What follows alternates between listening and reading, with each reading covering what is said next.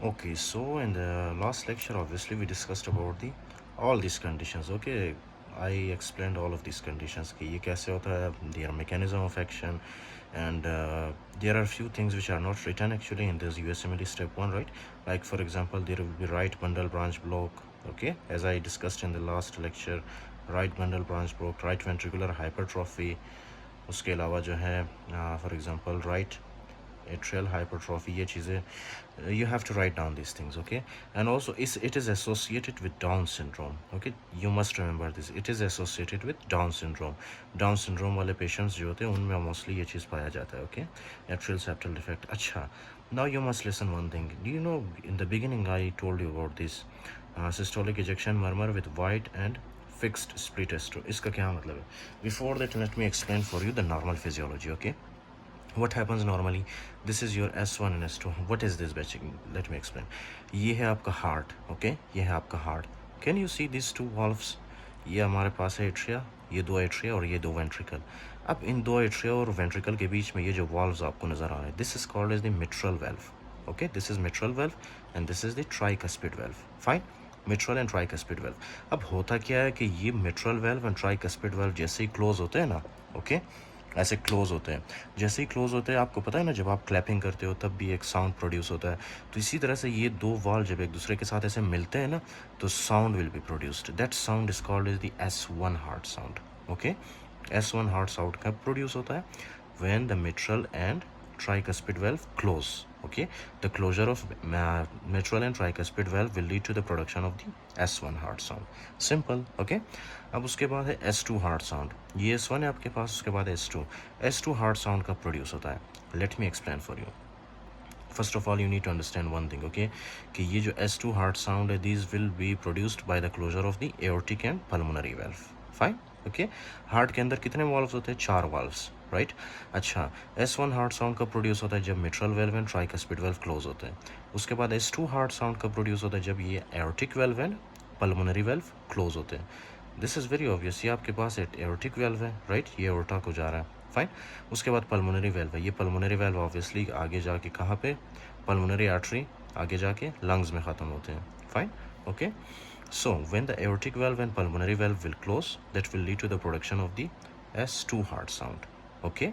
But you must remember one thing, ये जो S2 heart sound है ना, इसके दो कंपोनेंट होते हैं. फाइन. एक है हमारे पास A2 कंपोनेंट.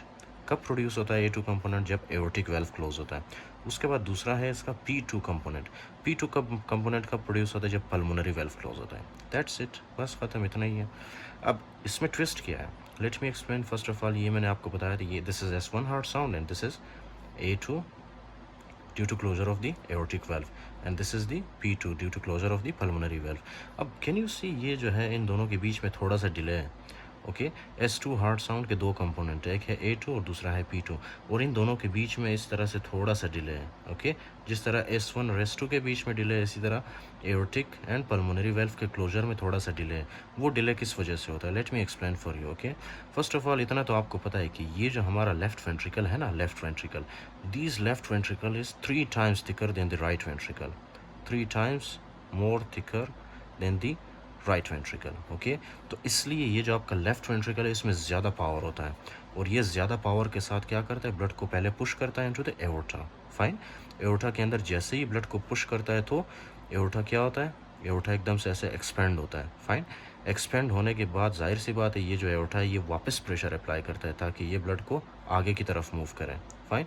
या तो आगे की तरफ या तो पीछे की तरफ, जाहिर सी बात है. ओके, जब ये एओर्टा इसके अंदर जब ब्लड आता है, first of all this will expand like this. Okay, उसके बाद जब ये रिकॉइल होता है ना, ओके, रिकॉइल होने के बाद ये ब्लड के ऊपर जो इसके अंदर प्रेजेंट होता है, उसके ऊपर ये प्रेशर अप्लाई करता है एओर्टिक वॉल्व.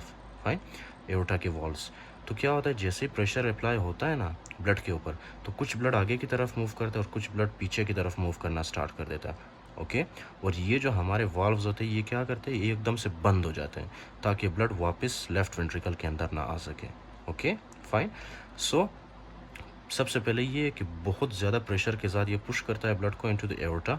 उसके बाद एकदम से ये जो एओर्टिक वेल्व है हमारे पास, ये क्लोज होता है. क्यों क्लोज होता है? ताकि ये ब्लड वापस पीछे की तरफ ना आ सके. Okay, right. इसी वजह से ये जो हमारे पास एओर्टिक वेल्व है, ये सबसे पहले एओर्टिक वाल्व जब बंद होता है तो एक साउंड प्रोड्यूस होता है, उसको हम कहते हैं A2 component of the S2 heart sound. Okay right. उसके बाद ये है हमारे पास राइट वेंट्रिकल। अब राइट वेंट्रिकल में क्या है, लिसन वेरी केयरफुल, ये जो राइट वेंट्रिकल है ना, this is less thick. Okay, ये इतना पावरफुल नहीं है जितना लेफ्ट वेंट्रिकल है, राइट। एक तो ये रीज़न है कि P2 लेट प्रोड्यूस होता है, और दूसरा क्या रीज़न है, let me explain for you. ये है आपके पास इंफीरियर वेना केवा जो कि हमारे लोअर बॉडी से डीऑक्सीजनेटेड ब्लड को लाता है, और ये हमारे पास सुपीरियर वेना केवा जो कि अपर पार्ट ऑफ बॉडी से डीऑक्सीजनेटेड ब्लड को लाता है, राइट। तो यहाँ से लोअर पार्ट ऑफ बॉडी से और अपर पार्ट ऑफ बॉडी से आता है ब्लड, कहाँ पे, हमारे राइट एट्रियम में। राइट एट्रियम से ये जाता है राइट वेंट्रिकल में।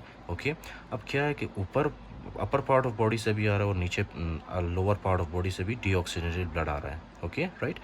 उसके साथ ही अब क्या है कि यहाँ पे जो जैसे ही राइट वेंट्रिकल में ब्लड पहुँचता है ना, राइट वेंट्रिकल इतना पावरफुल है नहीं, जाहिर सी बात है। ओके, और दूसरा ये है कि इसके अंदर बहुत ज़्यादा ब्लड आता है। ओके, बहुत ज़्यादा डीऑक्सीजनेटेड ब्लड आता है, और इसके अंदर इतना पावर नहीं होता है जिस तरह लेफ्ट वेंट्रिकल में है। ओके, इसके अंदर इतना पावर नहीं होता because this is less thicker. Okay, so ये क्या करता है, ये ज़्यादा टाइम लेता है ताकि ये ब्लड को हमारे पल्मोनरी वेसल्स में पुश कर सके। ओके फाइन, तो ये ज़्यादा टाइम लेता है ताकि इस ब्लड को हमारे पल्मोनरी वेसल्स के अंदर पुश कर सके। This is the first reason. Second reason ये है ना कि ये जो आपके पास है ना पल्मोनरी वेसल्स में भी प्रेशर बहुत कम होता है। ओके, पल्मोनरी वेसल्स में प्रेशर कम होता है, तो इसको जैसे ही ब्लड जाता है पल्मोनरी वेसल्स के अंदर, it will take longer time. Okay, to for example ये ब्लड को ज़्यादा टाइम लगता है कि ये वापस पीछे की तरफ आए, जिस तरह एओर्टा में हो रहा था, राइट। ओके, तो इस बस इतना आपने याद रखना है कि ये जो हमारे पास राइट वेंट्रिकल है ना, right ventricle is less thick and it is less stronger, इसीलिए ये ज़्यादा टाइम लेता है ताकि ये ब्लड को हमारे पल्मोनरी सर्कुलेशन के अंदर पुश कर सके। फाइन। और दूसरी बात ये कि फॉर एग्ज़ाम्पल ये जो हमारे पास पल्मोनरी सर्कुलेशन है, दे हैव मोर कंप्लाइंस का मतलब दे एक्सपेंड मोर। ओके फाइन, कंप्लाइंस ज़्यादा है। इसी तरह से ये जो जैसे ही आप इंस्पायरेशन करते हो ना, आपको पता है ना इंस्पायरेशन के दौरान आपका क्या होता है, ये जो आपका लंग है, लंग्स एक्सपेंड होते हैं ना। क्यों एक्सपेंड होते हैं, क्योंकि ये जो लंग है आपका, ये आपके चेस्ट के साथ अटैच होता है। ओके, चेस्ट वॉल के साथ। तो जैसे ही आप इंस्पायरेशन करते हो, आप सांस अंदर की तरफ लेते हो, आपको पता है आपका चेस्ट इस तरह से ऊपर की तरफ आता है। अभी आप करके देखो। ओके, आप जैसे ही सांस लेते हो, अंदर की तरफ इंस्पायरेशन करते हो, तो क्या होता है, ये जो लंग्स है ये आपके चेस्ट के साथ अटैच होता है ना, तो आपका लंग्स भी ऐसे एक्सपेंड होने लगता है। फाइन। ओके, तो इसीलिए ये लंग्स के अंदर जो है ज़्यादा कैपेसिटी बन जाती है कि ये ब्लड को अपने अंदर एब्जॉर्ब कर सके। फाइन। तो यहाँ से ये जो हमारे पास राइट वेंट्रिकल है, इसको ज़्यादा टाइम लगता है कि ब्लड को इसके अंदर पुश कर सके। जितना भी ब्लड इसके अंदर जाता है वो ऑब्वियसली जाहिर सी बात है वो लंग्स के अंदर आगे चला जाता है। ओके, और लंग्स के अंदर ज़्यादा कैपेसिटी है कि वो ब्लड को अपने अंदर स्टोर करे। क्यों? क्योंकि इंस्पायरेशन हुआ, इंस्पायरेशन के दौरान लंग्स एक्सपेंड करते हैं, right. Okay, so this is the reason के P2 component of this two heart sound short delay के साथ प्रोड्यूस होता है। Okay fine, short delay. For example इसको कैसे कर सकते हो आप, लब।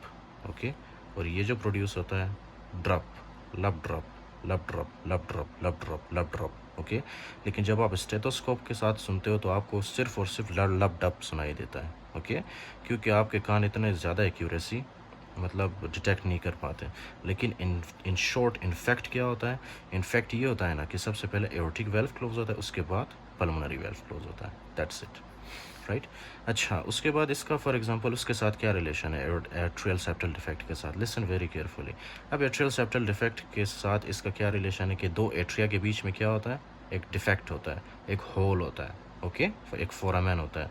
अब उस फोरामेन के प्रेजेंस की वजह से क्या है कि ये जो आपके पास है ना, first of all this is S1 heart sound which is produced due to the closure of the mitral and the tricuspid valve. Okay, उसके बाद है हमारे पास S2 heart sound which is produced due to the closure of the aortic valve and the pulmonary valve. Okay, अब क्या है कि इन दोनों के बीच में, दो एट्रिया के बीच में एक फोरामेन है, एक सुराख है और एक होल है। फाइन, जिसकी वजह से जितना भी blood for example left ventricle के अंदर आता है ना, वो ब्लड आता है हमारे राइट वेंट्रिकल के अंदर। ओके, राइट वेंट्रिकल के अंदर। और इसी तरह से ये जो for example upper part of body, lower part of body से भी ब्लड इधर आता है, और लेफ्ट एट्रियम से भी ब्लड राइट एट्रियम के अंदर आता है, राइट। फिर ये सारा ब्लड जाता है हमारे कहाँ पे, राइट वेंट्रिकल के अंदर, फाइन। तो यहाँ पे बहुत ज़्यादा ब्लड आ जाता है at the end, okay. There will be volume overload, okay, due to the accumulation of the more and more blood. इसमें बहुत ज़्यादा ब्लड आता है जिसकी वजह से वॉल्यूम ओवरलोड होता है, फाइन। तो क्या है कि ज़्यादा वॉल्यूम होने की वजह से जाहिर सी बात है इसको अब और ज़्यादा टाइम लगेगा ताकि ये ब्लड को पुश कर सकें इनटू दी पल्मोनरी सर्कुलेशन। और ये भी मैंने आपको बताया था कि इसमें लेस पावर होता है, okay, this is less powerful, fine, less powerful. अच्छा, इसमें एक टर्म यूज़ किया है, okay, wide and fixed splitting, wide and fixed splitting, wide and fixed splitting of S2 heart sound. इसका मतलब क्या है? इसका मतलब ये है ना कि during the inspiration and during the expiration, okay, during the inspiration and during the expiration, fine. Normally क्या होता है कि ये जो A2 और P2 है, जब आप इंस्पायरेशन करते हो, ओके, लिसन वेरी केयरफुल, जब आप इंस्पायरेशन करते हो, सांस अंदर की तरफ लेते हो, तो उसमें क्या होता है कि ये A2 पहले क्लोज होता है और P2 बाद में क्लोज होता है। क्यों? क्योंकि P2 इसलिए बाद में क्लोज होता है क्योंकि during inspiration upper part of body और लोअर पार्ट ऑफ बॉडी दोनों से ये ब्लड आता है हमारे राइट एट्रिया पे, राइट वेंट्रिकल, फिर उसके बाद ये जाता है हमारे पल्मोनरी सर्कुलेशन में, okay, fine, during the inspiration. लेकिन during the expiration always remember, okay, during the expiration, during the expiration ये A2 और P2 दोनों एक दूसरे के साथ फ्यूज़ होते हैं, ओके। फ्यूज़ क्यों होते हैं? क्योंकि ये जो लंग है ना, ये भी क्या होता है, इस तरह से कॉन्ट्रैक्ट करते हैं, फाइन। तो इसीलिए ये जो ड्यूरिंग एक्सपायरेशन है ना, ड्यूरिंग एक्सपायरेशन क्या होता है, A2 P2 के साथ फ्यूज़ कर जाता है। This is very important, you must remember this. During inspiration क्या होता है, A2 P2 स्प्लिट कर जाते हैं, एक दूसरे से सेपरेट होते हैं, और ड्यूरिंग एक्सपायरेशन ये दोनों एक दूसरे के साथ मिल जाते हैं, फ्यूज़ होते हैं, फाइन, ओके। अब इसमें क्या है, जैसे ही एट्रियल सेप्टल डिफेक्ट होता है ना, listen very carefully, whether it is inspiration or whether it is expiration, right? During inspiration और expiration दोनों में ये जो आपके पास A2 और P2 है ना, they will remain fixed, okay? ये एक दूसरे के साथ फ्यूज़ नहीं होते, ना ही इंस्पायरेशन के दौरान और ना ही एक्सपायरेशन के दौरान, fine? That is why this is called as the wide and fixed splitting of S2. Can you see? ये नॉर्मली इतना डिले के साथ P2 प्रोड्यूस होता है ना, बहुत ही शॉर्ट डिले के साथ प्रोड्यूस होता है।